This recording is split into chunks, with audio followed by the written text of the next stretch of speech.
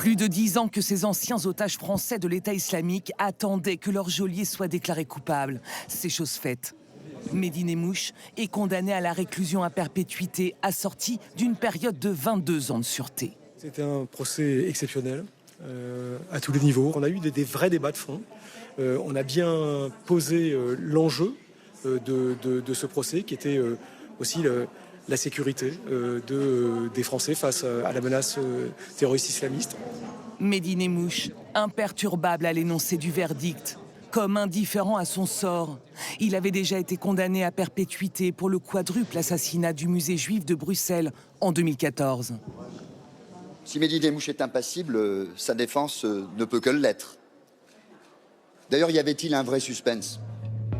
Séquestré, violenté dans ses sous-sols de l'hôpital d'Alep en Syrie, transformé en salle de torture, les 4 ex-otages avaient formellement identifié Mehdi Nemmouche comme l'un de leurs tortionnaires.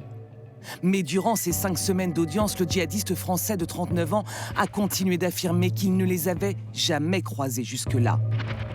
Lors de sa dernière prise de parole à la barre, pas un mot à leur égard, mais un passé de criminel qu'il assume et revendique. Oui, j'ai été un terroriste et je ne m'en excuserai jamais. Je ne regrette pas un jour, pas une heure, pas un acte.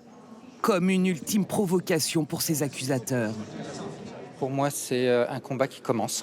C'est la bataille qui commence parce que des propos extrêmement toxiques ont été tenus à la barre et tout l'engagement que j'ai eu ces dernières années pour la prévention de la radicalisation, la prévention du terrorisme et des discours de haine prend son sens aujourd'hui.